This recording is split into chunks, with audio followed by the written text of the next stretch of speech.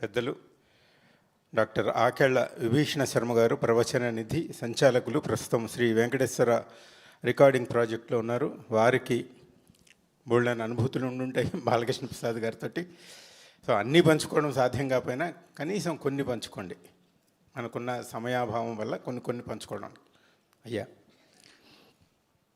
శ్రీ వెంకటాచలాధీశం శ్రియాధ్యాసిత వక్షసం శ్రితచేతన మందారం శ్రీనివాసమహం భజే. ద్వాత్రింశత్ సాహస్ర్య సుధా మధురగీతికాభి అహినగరత్నం కలియుగదైవం శ్రీశం యోస్తుత తస్మై నమోన్నమాచార్యాయ. అన్నమాచార్య సాహిత్యాన్ని నేను చూడాలి అనేటువంటి కోరిక కలిగించినటువంటి మహనీయుడు బ్రహ్మశ్రీ గరిమెళ్ళ బాలకృష్ణ ప్రసాద్ గారు. అంటే అంతకుముందు మామూలుగా ఆంధ్ర సాహిత్య చరిత్ర చదివినప్పుడు అక్కడ వాగ్గేయకారుల్లో అన్నమాచార్యుల వారు కూడా వస్తారు.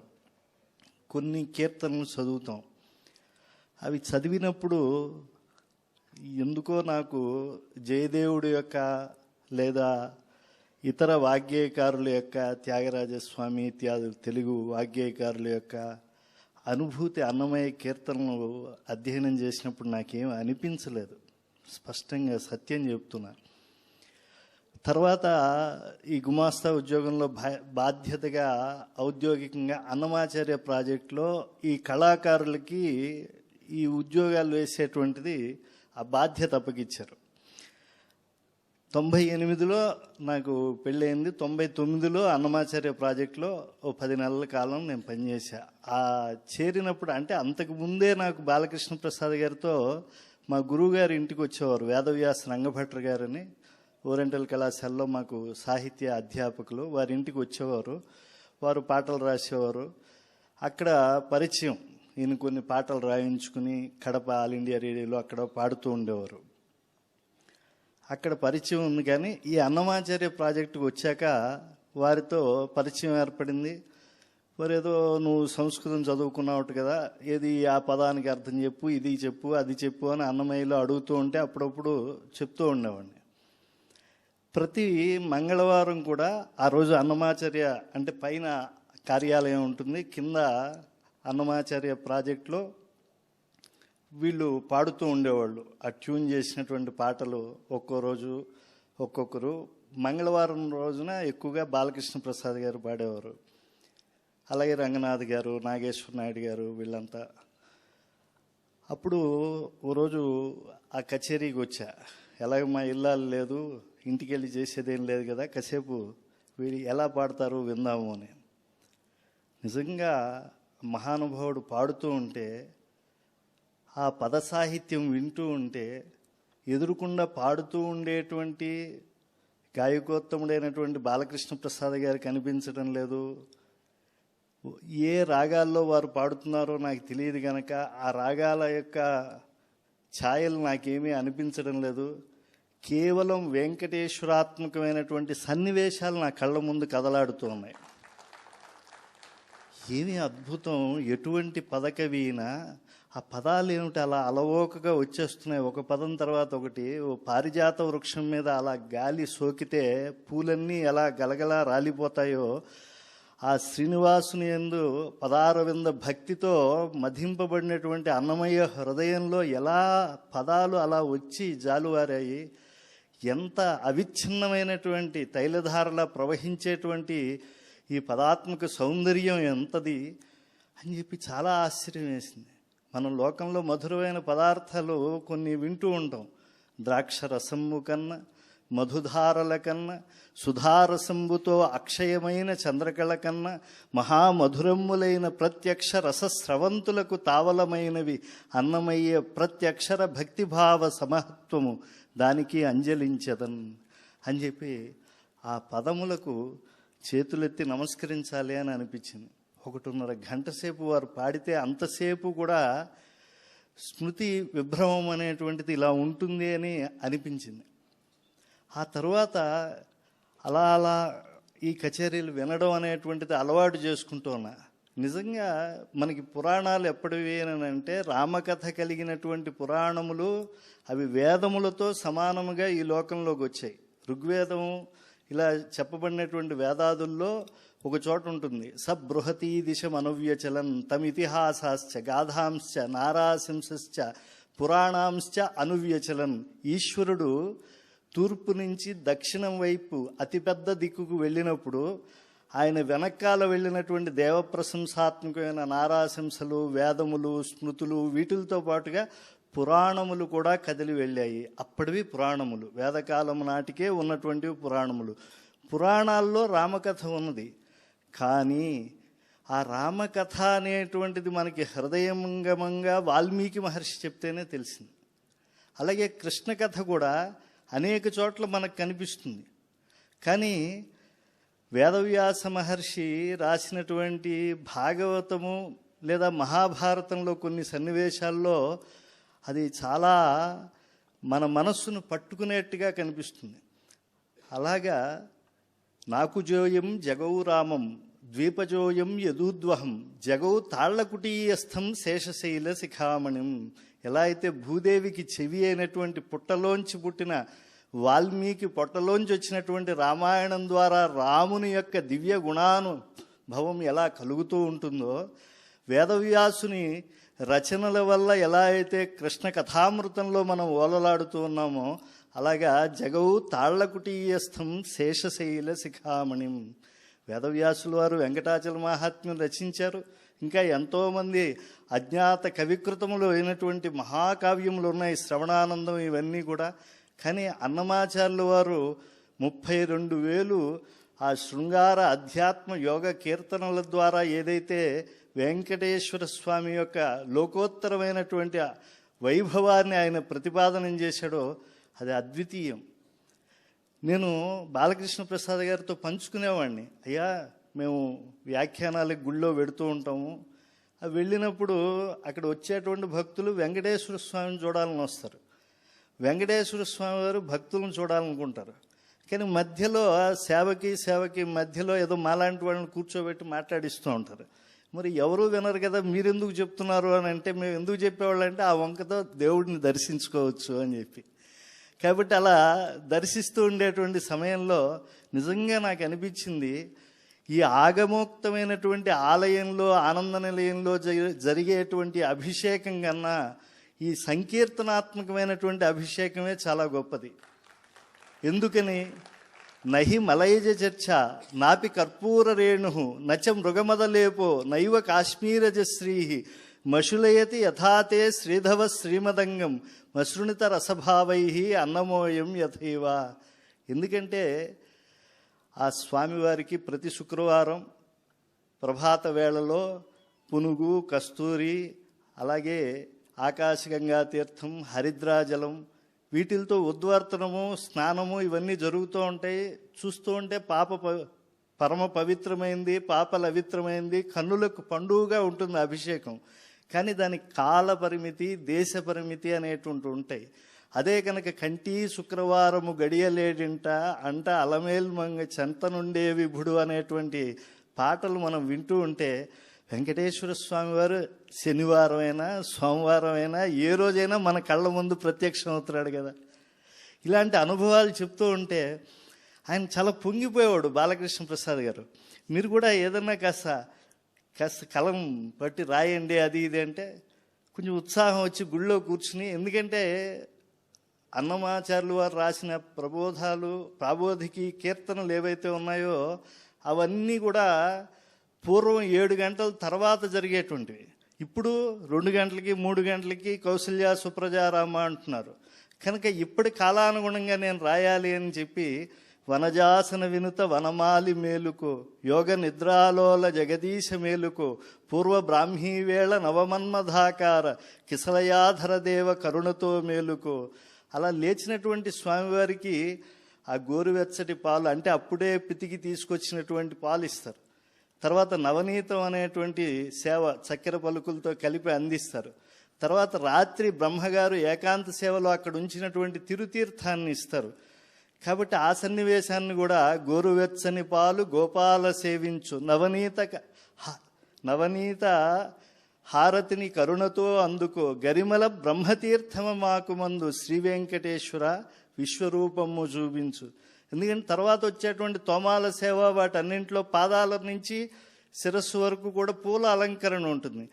పాదాది శిరఃపర్యంతం కూడా దర్శించే భాగ్యం సుప్రభాత సేవలో ఉంటుంది కనుక దాన్ని విశ్వరూప సందర్శన సేవ అని అంటారు. ఇలాంటి భావాలు నేను రాసి ఎప్పుడైతే ఆయనకి చూపించానో పక్క రోజుకంతా ఆయన ట్యూన్ కట్టేసేవాడు. ట్యూన్ కట్టి నాకు వినిపిస్తూ ఉంటే ఏమిటి మనం రాసిన మాటలా ఇవన్నీ, చాలా ఆశ్చర్యం వేశారు నాకు. బాలకృష్ణ ప్రసాద్ గారు సామాన్యులు కాదండి. ఆయనలో ఒక వాగ్గేయకారుణ్ణి, ఒక కవిని, ఒక పండితుణ్ణి, ఒక ప్రభావవంతమైనటువంటి ఇవి మీరు అందరూ చూస్తారు. కానీ ఒక్క విషయం చెప్తా, ఎటువంటి వ్యక్తి అని. మాకు వచ్చే ప్రభుత్వంలో జీతాలు చాలా తక్కువగా ఉంటాయి. నన్ను ఏం చేశాడంటే ఆయన ఏదో గడబిడ చేసి మాయ చేసి కొంచెం కీర్తనలకి ఒకప్పుడు కామిశెట్టి గారు చెప్పేవారు, ఆ తర్వాత మోహన్ గారు అవధానాల్లో బిజీగా ఉంటున్నారు, నువ్వు చెప్తే చాలా బాగుంటుంది అని చెప్పి చెన్నపురి ఆంధ్ర మహాసభ అలాంటి చోటకి తీసుకెళ్ళి నన్ను కాసేపు మాట్లాడించి ఆ వంకతో నాకు సత్కారాలు చేయించడం మొదలుపెట్టాడు. ఒక మనకి ప్రతిభ ఇవ్వకపోయినా కూడా తెలివితేటలు ఇస్తాడు పరమాత్మ. వాళ్ళు వినేటువంటి వాళ్ళు, బాలకృష్ణ ప్రసాద్ గారు పాపం నన్ను తీసుకెళ్తున్నాడు, ఆయన మాట కాదనలేక నిర్వాహకులు పిలుస్తున్నారు. కానీ నేను మాట్లాడుతూ ఉంటే అంబాజీపేట ఆముదం దాగేసిన వాడు కడుపులో చేయి పెట్టి తిప్పినట్టుంటే వాడు మొహం పెడతాడే, వీడు ఎప్పుడు ఆపుతాడా, మళ్ళా ప్రసాద్ గారి పాట ఎప్పుడు వస్తుందా అని చూస్తున్నారు. నాకు అర్థమైపోయింది. ఇంకా 5-6 సార్లు మహా అయితే ఒక 10 శ్రీదేవి గారు వాళ్ళు ఆయన పాడినటువంటి ఆ తిరుప్పావై గీతాలు వాటిల్లో వీటిల్లో పాల్గొన్నాను. కానీ తర్వాత నాకు అర్థమైంది మనం వేరేగా ఉండాలి తప్పించి వీళ్ళతో కలవకూడదు అని. అలా 2 సార్లు చేతులు కాల్చుకున్న వారి దగ్గర నుంచి తప్పించుకోవటం ఒకటి. రెండోసారి అలాగే అవధానులతో కలిసి ఏదో పద్యం రాస్తూ ఉంటాం కదా, కాబట్టి వాళ్ళతో కలిసి వెళ్ళి మౌన విజయాలు వేస్తూ ఉంటే రాజహంసల్లా కొంతమంది చక్కగా పాడుతూ ఉంటారు పద్య కవుల్లో. నాకు అలా పాడటం రాదు. నాదేదో వచనం చెప్పినట్టుంటే అది బాగుండదు. అది నాకే అర్థమైపోయి విడిపోయి తర్వాత ఎవరన్నా పిలిస్తే ఏదన్నా ప్రవచనం చెప్పడం, లేకపోతే ఎవరూ దొరకకపోతే మా వెంకటేశ్వర స్వామి వారికి వ్యాఖ్యానం చెప్పడం. అంతకు మించి జాయింట్ వ్యాపారం లాభించడం పంచాంగంలో ఉన్న ఇంకెవరితో కలవటం మానేశా. కానీ ఒకే ఒక్క ఆయన మహానుభావుడు జీవితంలో కొన్ని మంచి పనులు ఎలా చేయిస్తాడో కొంతమంది చేత అని పరమేశ్వరుడు ఈయన చేత నాకు ఎలా చేయించాడు అనేటువంటి ఒక విషయం తిరుపతి సభలో కూడా చెప్పాలనుకున్నాం. కానీ అక్కడ వెంకయ్యనాయుడు గారు వాళ్ళు ఉండేప్పుడు కొద్దిగా ఇరుగ్గా అనిపించింది. ఇక్కడ కొద్దిగా స్వేచ్ఛ ఉంది కాబట్టి అక్కడ నిర్దేశించాడని కూడా వెనక్కి వెళ్ళిపోయాడు, వీడేమో ఆపేట్లేడులే అని. కాబట్టి ఒక్క విషయం చెప్తా. పండితరాజ పంచానన అని తిరుపతిలో ఎన్సివి నరసింహాచార్యులు గారు అని ఉండేవారు. అంటే నల్లాన్ చక్రవర్తుల వెంకట నరసింహాచార్యులు గారు అంటే ఆయన చూసి భయపడేవాళ్ళు అందరూ కూడా. పంచానన, పంచ అంటే మామూలుగా మనం కట్టుకుంటాం కదా, విశాలంగా ఉంటుంది. ప్రపంచం అంటే బాగా విశాలమైంది. పంచాననం అంటే సింహం యొక్క ముఖం చాలా విశాలంగా ఉంటుంది, దాని దేహానికి ముఖానికి సంబంధం ఉండదు. కనుక పండితుల్లో సింహం లాంటి వాడు అని చెప్పి చెప్పడానికి పండితరాజ పంచానన అని ఆయనకి బిరుదిచ్చారు. ఆయన గీతికా నక్షత్రమాలిక అని అన్నమయ్య సంస్కృత కీర్తనలకి ఇంగ్లీష్ మీడియంలో ఆయన ట్రాన్స్లేట్ చేశాడు. ఓ రోజు బాలకృష్ణ ప్రసాద్ గారు అన్నమయ్య సంస్కృత కీర్తనలో తప్పులు ఉన్నాయంటే నేను కూడా అప్పుడప్పుడు చదువుతున్నానంటే తప్పులు ఉండవు ఆయన దగ్గర ఎక్కడ అంటే, లేదు ఇదిగో చూడండి ఆయన చూపించాడు అని చెప్పి చూపిస్తే మాధవ శ్రీధర మధుసూదన విష్ణు శ్రీధర పదనకం చింతయామి యూయం అని. ఏమిటి యూయం అంటే తప్పేమిటి అంటే అన్నమాచార్యులు వారి ఒరవడి లేదా ఆయన ఎత్తుగడ, పాట ఎత్తుగడ తెలియనటువంటి వాళ్ళకి యో వయం అని ఉండాలి అని అనుకుంటారు. నాకు గ్లామర్ లేకపోయినా గ్రామర్ ఉంది. మహాభాష్యంతం వ్యాకరణం చదువుకున్నవాడినే, సంస్కృతం మీడియమే చదువుకున్నా చిన్నప్పటి నుంచి. స్పష్టంగా అన్నమాచార్యుల కీర్తనలు ఓహో సత్యము అంటాడు, సుండో అంటాడు. అంటే ఆయన జనాంతికంగా పాడినటువంటి పాటలు కనుక ఆ దృష్టితోనే సంస్కృత కీర్తనలు కూడా రాశాడు. కాబట్టి దాన్ని తప్పు పట్టుకోవాల్సినటువంటి అవసరం లేదు. ఇది వారికి చెప్పా. అలాగే డోలాయాంచల డోలాయాం దాంట్లో గోసమాని అని ఉంటే ఘోషమణి అంటే అక్కడి వరకు కూడా కొన్ని అవతారాలు ఉన్నాయి. శీరపాణి అని బలరాముడిని చెప్పారు. ప్రధానమైనటువంటి వాడు కృష్ణ పరమాత్మ కదా. కృష్ణ పరమాత్మని వదిలేశాడు కనుక ఘోషం అంటే గొల్లపల్లి కనుక ఘోషంలో అంటే ఆ గొల్లపల్లిలో మణి వంటి వాడు కృష్ణుడు. కాబట్టి అక్కడ ఘోషమణి అని ఉండటానికి గోసమానే అని సుబ్బులక్ష్మి గారు వాళ్ళు పాడారు. ఇది ముద్రితమైన పండితులు పరిష్కరించడం కూడా తప్పు పరిష్కరించారు. ఇలాగా వారు రాశారు. అన్నమాచార్యుల వారి గురించి చిన్నన్న ఏం చెప్పాడండి? శృతులై శాస్త్రములై పురాణ కథలై సుజ్ఞాన సారంభులై అని చెప్తూ యతి లోకాగమ వీధులై అన్నాడు. ఆగమ వీధులు ఇలాగా 10 లక్షణాలు చెప్తాడు ఆయన కీర్తనకి. అంటే విష్ణువుకు ప్రసిద్ధంగా ఎలా అయితే దశావతారాలు ఉన్నాయో మహావిష్ణువుపై పాడినటువంటి అంటే వెంకటేశ్వర స్వామిపై అన్నమయ్య పాడినటువంటి పాటలకు కూడా 10 లక్షణాలు ఉన్నాయి అని చెప్పి వారు చెప్పినప్పుడు ఆగమాలు కూడా ఉన్నాయి కదా. గవాం సర్వాంగజం క్షీరం స్రవే స్తనముఖాద్యథ తథా సర్వగతో దేవ ప్రతిమాదిషు రాజతే. ఎలా అయితే గోవుకి ప్రతి అంగంలో అంటే కొమ్ముల్లో గిట్టల్లో తప్పించి దాని తోకలో పొదుగులో అన్ని చోట్ల పాలధాతువులు ఉంటాయి, కానీ స్రవే స్తనముఖాద్యథ ఎలా అయితే పొదుగు నుంచి మాత్రమే వస్తాయో అలాగా విష్ణువు అణువు నుంచి అజాండమంతా వ్యాపించి ఉన్నాడు. విష్ణుధాతుకి అర్థం ఏమిటి? విశతి వ్యాప్నోతి అంటే బాగా వ్యాప్తమైనటువంటి వాడు మహావిష్ణువు. వ్యాపించినటువంటి విష్ణువు యొక్క విభూతి అంతటా ఉన్నప్పటికీ కూడా అది అర్చాబింబం నుంచే అభివ్యక్తం అవుతుంది. ఎలాగూ అంటే ఉపమానం చెప్పాడు. గవాం సర్వాంగజం క్షీరం స్రవేత్ స్తనముఖాద్యథ అని. ఎలా అయితే పొదుగు నుంచే ఆవు పాలు వస్తున్నాయో చరాచరాత్మకమైనటువంటి విశ్వమంతా నిండినటువంటి విష్ణు విభూతి అర్చామూర్తి నుంచి వస్తోంది అని చెప్పి. అప్పుడు వారు అన్నారు, మరి ఇలాంటి కీర్తనలన్నింటికీ మీరు అర్థతాత్పర్యాలు రాయొచ్చు కదా, ఎంత ఉపయోగం అవుతుంది అని చెప్పి ఇలాగా ఆ సంస్కృత కీర్తనలో ఉండేటువంటివి నేను చెప్తూ ఉంటే ఒక వ్యాసం రాశా. పరిష్కార ప్రాతిభం అని ఒక ఓరియంటల్ జర్నల్కి సంస్కృతంలో. కొంతమంది బాగుంది అని అన్నారు.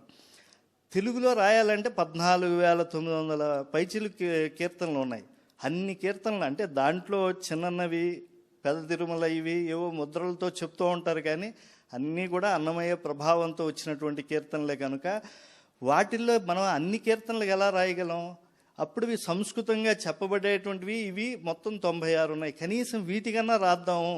ఇంతటి మహనీయులు బాలకృష్ణ ప్రసాద్ గారు అన్నమయ్య పాటలకు చిరునామాగా నిలిచినటువంటి ప్రాతస్మరణీయులు చెప్తున్నారు కదా అని చెప్పి వాటిని రాసి శ్రీనివాస విలాసం అని చెప్పి నేను మొదటిసారి ప్రింట్ చేస్తే చాలా అద్భుతంగా అందరూ ఆదరించారు. ఇలాంటి మంచి పనులు జరగటానికి ఇప్పుడు కార్తీక మాసం వస్తుందంటే హరిహరులకు ప్రియమైన కార్తీక మాసం అని చెప్పి నేను రాసిన పాటే. ఇవన్నీ కూడా చాలా పాటలు దాదాపు 50-60 ఉన్నాయి. అప్పుడప్పుడు సరదాగా నేను రాసినటువంటి కృష్ణం వందే జగద్గురు ప్రతిధ్వనించింది అది ఎస్విబిసిలో. అసలు భగవద్గీతని నేను తిలక్ గారు బాలగంగాధర తిలక్ గారి ప్రభావంతో నేను కొంత రచన చేశా. చాలా కష్టపడతాడు ఆయన, ఎందుకంటే ఆయన సామవేదం షణ్ముఖ శర్మ గారిని కూడా ఒప్పించగలడు ఆయన, కానీ నన్ను ఒప్పించలేడు. నేను ఎందుకంటే ఓ పదం తీస్తే రసాత్మకమైన పదం అండి, ఇది మార్చి ఇంకోటి అంటే నేను పెట్టలేను. నా అసమర్థ స్థితి ఆయనకి తెలుసు. కాబట్టి దాన్ని అలాగే ట్యూన్ చేశాడు. నిజంగా చూడండి ఎంత అద్భుతంగా నిలిచిందో. అలాగే పద్మావతి నామావళి రాశాం. అది బ్రహ్మాండంగా గోవింద నామావళి ఎలా ప్రతిధ్వనిస్తుందో అలా వారు ట్యూన్ చేసినటువంటిది ఎల్వి సుబ్రహ్మణ్యం గారు ఉన్నప్పుడే వారు ఆస్థాన పండితులు ఇచ్చారు. ఇలాంటి గొప్పమైనటువంటి మహత్కార్యాలు కూడా చేశారు. అమ్మవారికి ఈరోజు అమూల్య అలంకరణగా నామావళి ప్రతిధ్వనిస్తోంది. అది తిరుచానూరు క్షేత్రంలో బాలకృష్ణ ప్రసాద్ గారు స్వరపరిచినవి కనుక ఇక్కడ నాకు అనుభవం ఉంది కాబట్టి బ్రహ్మాండ నాయకుని బ్రహ్మోత్సవం ఇలాంటి నేను రాసిన పాటలు విద్యాసాగర్ గారు చేసిన, లేకపోతే కొన్ని తిరుపతి ఉత్సవంలో కెఎం రాధాకృష్ణ గారు చేసినటువంటి పాటలు ఇవన్నీ కూడా ప్రజల్లోకి వెళ్ళాయి అని అంటే బాలకృష్ణ ప్రసాద్ గారు అలా ఆయన రాయించారు. అలా ప్రభావితం చేసి ఒక వ్యక్తి పైన తన అధికారాన్ని తీసుకుని సర్వాత్మన తన మనిషిగా మలుచుకోగలిగినటువంటి వాడు. నిజంగా నాకు ఆయనకి ఎన్నో సందర్భాలు ఉన్నాయి, కానీ ఎన్నో ఫోటోలు లేవు. అంటే అలా ప్రిజర్వ్ చేసుకోవాలని కూడా నాకు తెలియదు. ఎన్నో సందర్భాల్లో ఆయన నేను కలిసి ఉన్నాం, సదస్సుల్లో కలిసాము. తర్వాత అయితే ఎప్పుడైతే 1922లో లోహపత్రాల్లో ఆ యొక్క భగవద్ అనురాగ రేఖలైనటువంటి అన్నమయ్య కీర్తనలు వెలువడ్డాయో అవి ముద్రించేప్పటికే దశాబ్దాల కాలం పట్టింది. 2022లో పరమాత్మ నాకు అన్నమాచార్య ప్రాజెక్ట్ డైరెక్టర్గా ఇచ్చారు. నాకు అంత అర్హత కూడా లేకపోయినా ఆయన ఇచ్చారు. ఆ శ్రీనివాసస్వామి ఇచ్చిన తరువాత నేను మొట్టమొదటిగా అప్పుడు ఉండేటువంటి కార్యనిర్వహణాధికారిని ప్రార్థించిన, అయ్యా అన్నమాచార్యుల పాటలకి ఎవరెవరో రాస్తున్నారు, వాటికి ఒకదానికి సంబంధం ఉండలేకుండా వ్యాఖ్యానాలు రాస్తున్నారు, మనం పరమ ప్రామాణికంగా పండిత పరిషత్తులను వేసుకుని రాద్దామంటే వారు ఆమోదం చేశారు. ఇప్పటికి దాదాపు 2 వాల్యూములకి అర్థతాత్పర్యాలు ప్రసిద్ధ పండితులు రచన పరిష్కరణ కూడా వచ్చింది. 3వ వాల్యూమ్ కూడా ముద్రణకు వెళ్ళిపోయింది. 3 వాల్యూముల్లో కూడా పండిత పరిషత్తులో బాలకృష్ణ ప్రసాద్ గారు ఉన్నారు. ఎందుకు చెప్తున్నాను అనంటే ఆయన పండితుడు కాడు అనేటువంటి మాట అనటానికి లేదు. ఎందుకంటే ఏ కీర్తన ఏ సమయంలో పాడారో ఆయన చెప్పగలడు. నీవు తురగమ మీద నేర్పు మెరయ్య ఆ కీర్తన బ్రహ్మోత్సవాల్లో అశ్వవాహనం అని చాలామంది అంటూ ఉంటే కాదు పార్వేట ఉత్సవము అని చెప్పి గట్టిగా వాదించినటువంటి వాడు, అందరినీ పండితులను కూడా ఒప్పించినటువంటి వాడు బాలకృష్ణ ప్రసాద్ గారు. కనుక శ్రీనివాసాత్మకమైనటువంటి సన్నివేశాల్లో ఉండే స్వారస్యం అంతా తెలిసినటువంటి వారు.